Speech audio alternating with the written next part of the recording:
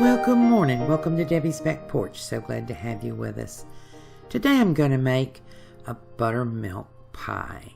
The kitchen's kind of chilly this morning and winter is here. And so I'm going to make a great wintertime pie. Here are the ingredients. You can pause and write them down. And if you don't have time to get them, I'll place them at the end of the video also.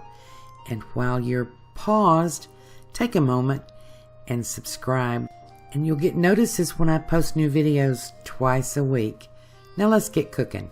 Now this pie starts with a 9-inch pie crust. I made this one unbaked, and I'll put the link to the video for that in the info section. So you start out with 3 eggs, and I'm going to beat them until they're a nice buttery color. I've brought out the little hand mixer for this, but you could pretty easily do this with a whisk.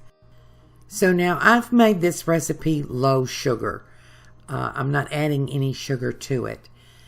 So once I get these eggs beaten, I'm going to add the butter. And I just softened this in the microwave. That's 1 stick, 1/2 cup. And it'll beat right in. And then I'm going to add the Splenda. If you want to make this with sugar, add 1.5 cups of sugar.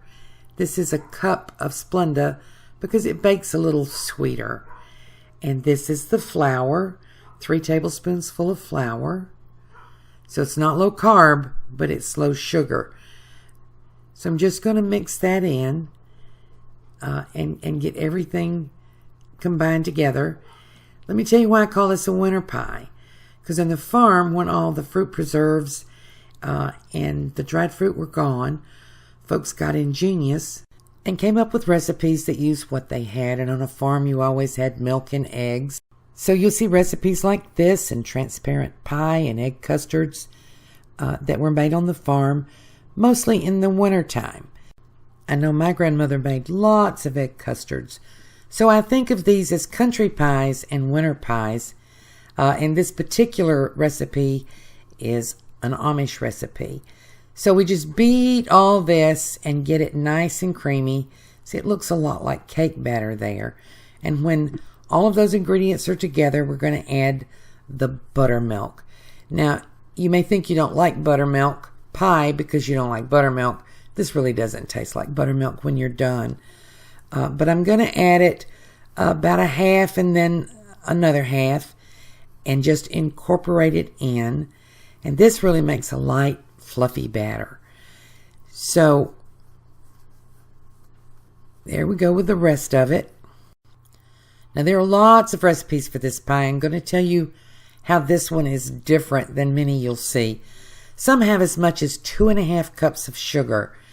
And when you bake that one, it gets a little crust on the top like a transparent pie.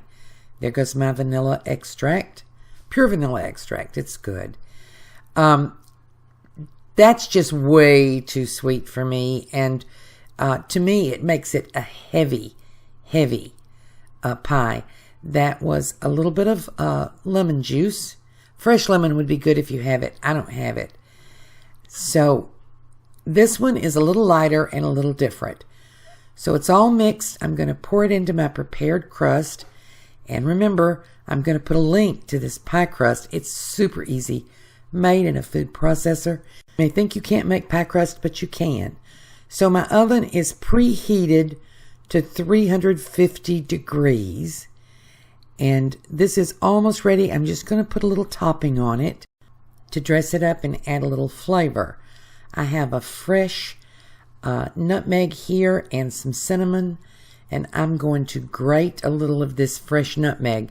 Now you can use ground nutmeg, powdered nutmeg, but if you keep some nutmeg and use it freshly like this, boy, it tastes a lot better.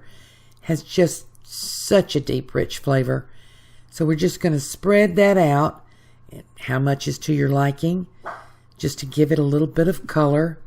And then I'm going to add about 1/8 teaspoonful of cinnamon.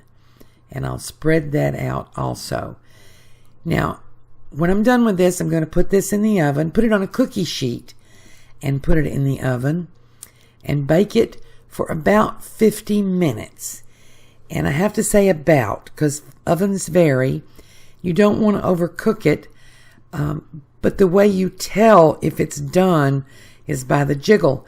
And I'll show you the jiggle. It really doesn't work for you to stick a toothpick in to check it, because it's still going to be fairly liquid when it's done. So this is after 50 minutes, and I'll show you the jiggle. See, it shakes just a little bit. It's not liquid, but it still shakes. And when you touch it, it's not tacky on the top. It's not sticky. It's very dry.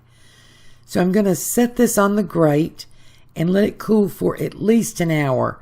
This pie must cool before you cut it, or it'll all run together. And here we go. Let's give this a taste test. And it cuts very nicely.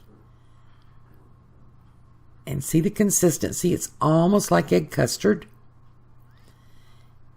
And oh, it's yummy. You know, you really ought to try this. This is quick and easy. Great for winter or summer.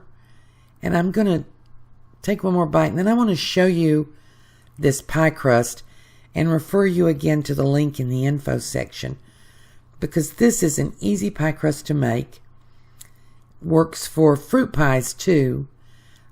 But I'll just show you how crisp and flaky it is.